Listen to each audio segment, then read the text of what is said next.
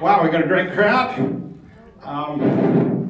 It's been very interesting. I spent last week at Parliament House, Sydney, and I met individually with probably 25, 26 different politicians from different parties. And with all due respect to a couple of nation ones, much of that was not inspiring. But what I want to share with you is this. There's a major problem in New South Wales. The laws, I get that. But no, there's a major problem, and it's not laws. It's right here. And what it is among shooters think this is a done deal. It's not a done deal. No one thinks it's a done deal except people who are very easily defeated. Because right now you've got a repeal bill coming up, and over the next month or so you need to be writing to every politician, upper and lower house, to support that bill. Will it get through? Unlikely.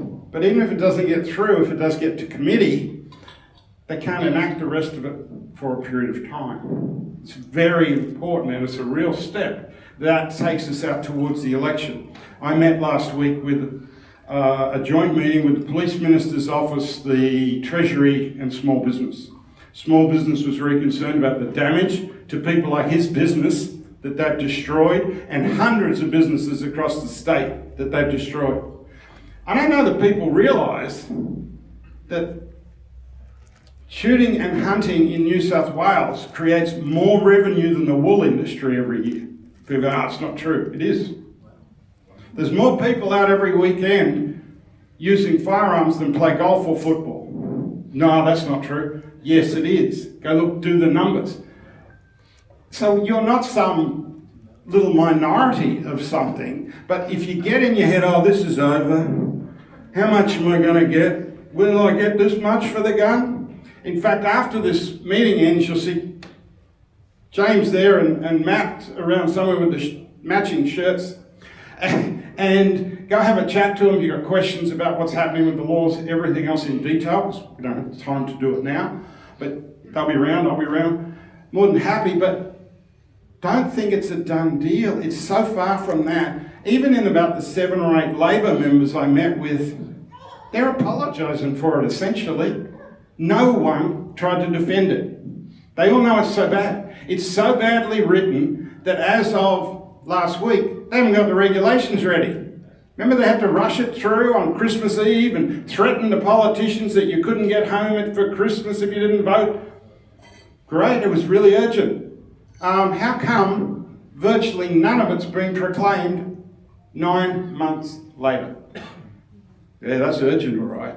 How can you take that seriously? They cannot, and I'm sitting with the regulators, they cannot write the regulations effectively because it's so badly written, and they're saying to the government, hey, you need to go and put some amendments in it so it'll make it workable. Because you've got legislation, but then you've got the regulation that has to take that from theory to day to day. You can't, until they do the regulation, they can't do anything. That's why you haven't seen it enacted. And the government doesn't want to go back and do any amendments because it's going to open it all up. Well, from my point of view, every firearms owner in the state should be pushing on this all the time to the election, because we've got this fantastic opportunity in March to show people what you think. Now, maybe, I'd say it's about a 2% chance it's repealed before then, but let's assume it's not. Well, then you get to an election, you're going to have some choices. You're going to have choices like they're talking about here today with One Nation. You're going to have other choices that you get to make. You get to decide. Not what they tell you, and you go, oh, but the police minister said it's a done deal. The premier said it's a done deal. Yeah, well, when's the politician ever lied? Of course they tell you it's a done deal because they want to get in your head and get you to feel defeated so you won't push back against it. That's what they're trying to do with this. And it's a head game until it gets out there. And if it's not repealed before the election, let's have the election, hopefully get a change of government if they don't want to change it. We're trying to work with the Labor government to get them to change it. There's people in there that actually see it, but there's a lot of others that don't, unfortunately, as Jeff found out. So you've got all these opportunities, but even after it, Jeff or others, who run and get in, they're going to be able to put in repeal bill after repeal bill. This is a long way from over, and I guess that's my first message, and then I want to get into these couple of slides about this economic report.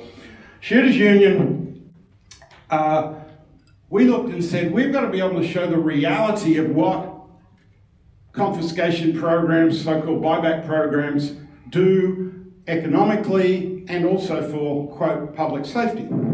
So we commissioned one of Australia's leading economic research firms, ones that do all sorts of reports for government, state and federal, for major industry groups. They're very well known. When I was with Treasury last week, I said, have you got any questions on the report? He said, no, I know Tulip Wood's work. So that's why we did it. There were about 40 grand a crack for each state. But what it's done is allowed us to go in. In Victoria, we worked for 3 days with the Premier's office, and she decided not to go along. And that was a Labor state. Here it was a bit harder because of that rush through Christmas. But they're very open to talk. Not going to change it in New South Wales, but they're open to Tasmania. Yesterday, the Australian ran a story on the economic report there that we're just releasing this week down there, and because they haven't made all their decisions finally, it's helping their government make decisions, because really what we want the government to do is make a fact-based thing, because in this case the facts are on our side. So the cost of control, and that's all this is about. It's just about controlling you, about controlling others, and about a diversionary tactic. John Howard and I have never really agreed much on gun laws, but we agreed totally 3 days after Bondi, when he came out and said what Minns and what Albanese are doing is nothing but a disgraceful distraction from terrorism.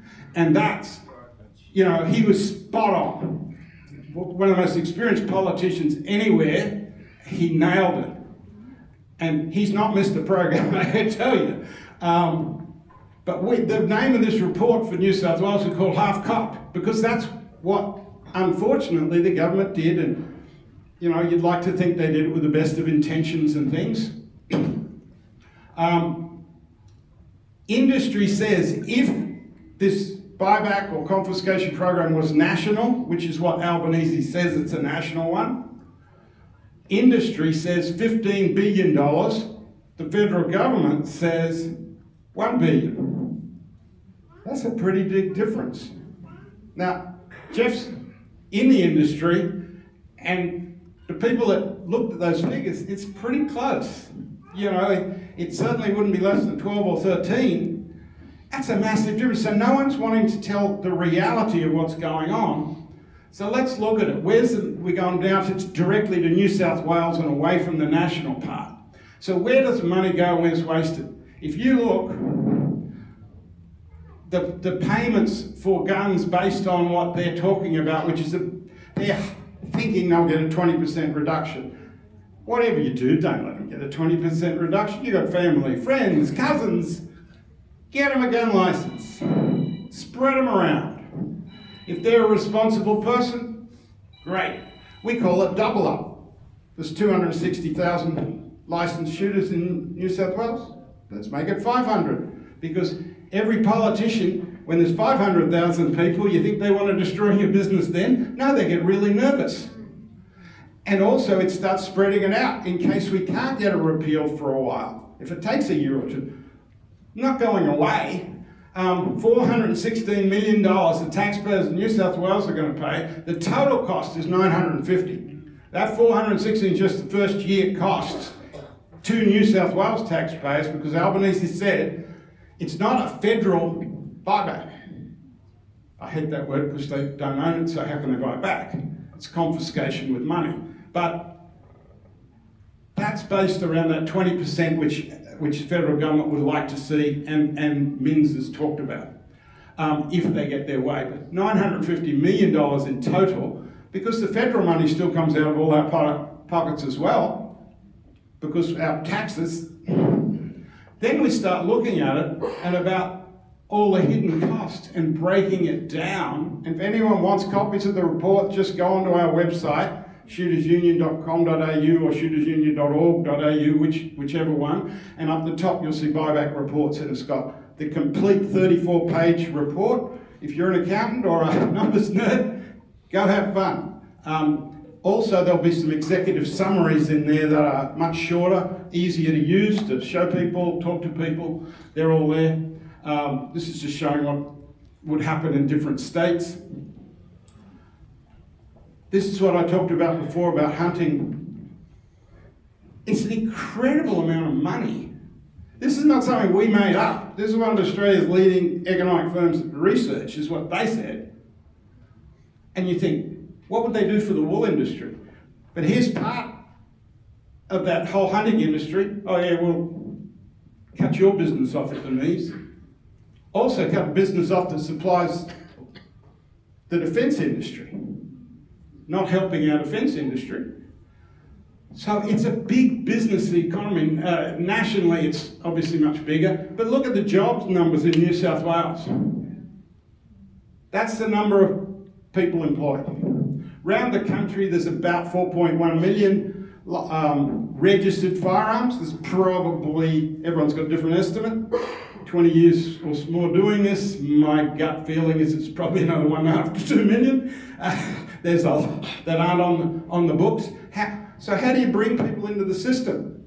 For years we worked to get a national amnesty, so if you went out the back shed or you bought a property and there's 2 or 3 old rifles in a cupboard or something, you can take them in and register them on your license. And people went, oh great, that's good.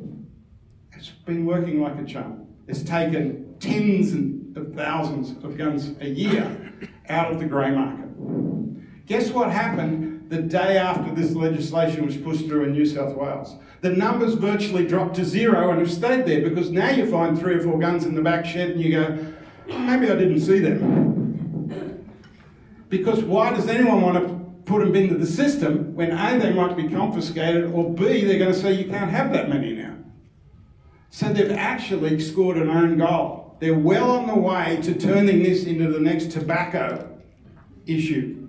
And if you don't know what's happening in the tobacco industry, today in Australia, 80% of the tobacco is illegally sold. There were 170 fire bombings and 8 deaths in Victoria alone last year with illegal tobacco gang fighting, cartel fighting. That's what's going to happen with the gun stuff. You make it too hard, you make it too expensive, you create a black market. It's just think of any other item. In Melbourne right now, they're saying up to 30% of all alcohol is now illegal stuff. I'd hate to think what's in it. You might get a heck of a hanger. This is, I guess what's a little thing, 80% gun shop revenue is down, and people like just say that's pretty conservative. But that was based on a study that the economic people did. That's almost $500 million in reduction. Estimate 813 jobs in New South Wales will go in the first year. I think a lot have already gone. People are desperately trying to hang on to people in their shops. Here's the thing, what are you going to change? 90% of people who are murdered with firearms in this country, which is actually very few, but it's average 35, 40 a year. 90% of those don't have a gun license and the gun was never registered. So how are you going to affect it? The economic report came back and said that even using the government's best figures, they could save, using their figures, which I question, the government's, you might save half a life a year, not in New South Wales, nationally. So we can go spend billions of dollars instead of building hospitals, especially in rural New South Wales and other places. I tell you, I've got friends that are doctors in rural towns that they're crying for better medical, better things like that. You can fix homelessness in this country for about $1 billion a year. They're going to just spend that taking legally held items that aren't a problem off the market because it doesn't target the criminals. What does a criminal care about a cat? He has no cap, he doesn't have a license, doesn't have anything else. He's not going to tell people about it. Yeah. And so you've got a lot of guns, because when they did the 96 stuff, only about half the guns got handed in that were supposed to be. And then you've got a little bit from theft. But what is happening, and I've been on a couple of federal and state bodies around this, around 3D printed guns, absolutely amazing. The quality shift in 3D printed guns, illegally printed guns, they call them PMFs, privately manufactured firearms, which means not you. It's the backyard shed. Or in this case, it could be in your 15-year-old's bedroom on a computer. But that, you know, you all hear about AI and how fast it's changing. 3D printing's going right along with that. The quality, I was shown some by Queensland Police recently that they got 34 in one raid, one lot of criminals selling to another. The quality was absolutely astonishing. Australia's largest retailer was with me. We were looking at them, and if they were on the other end of that table, you wouldn't pick they weren't real Glocks. It's only when you went over and you went, oh, that's wrong and that's wrong. But quality, as the inspector who was with us said, I wouldn't hesitate to fire them.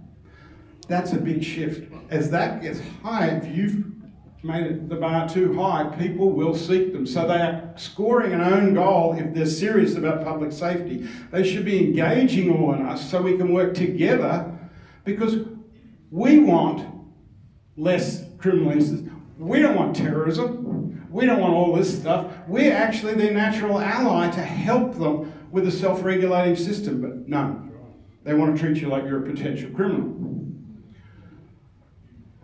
Oh, but there's too many guns in Australia. Well, based on the figures, we ought to double the number, because as the number of guns has gone up, the number of firearm deaths has gone down. Not over for 1 year, over 20 plus years. So if that's the case, what could we do? Well, let's put a minimum of 100 instead of a cap max. I mean, there's zero evidence from anywhere in the world, not one country, that having caps does anything. So don't buy in when the media starts talking about why do you need this, why do you have to justify it? Who's on a farm around here? You wait. The Greenies in this state have already proposed that you should have limits on tractors and things because of environmental things. So you wait. Oh, Jeff, you can only have one chainsaw because you've only got 180 acres. You can't have two. Oh, but I need two because there are big trees, little trees. No, environmental vandal. Oh, you can't have 3 quad bikes. You can't have 4 tractors. And if you say, oh, he's being silly. No, go look at some of the things that have already been proposed.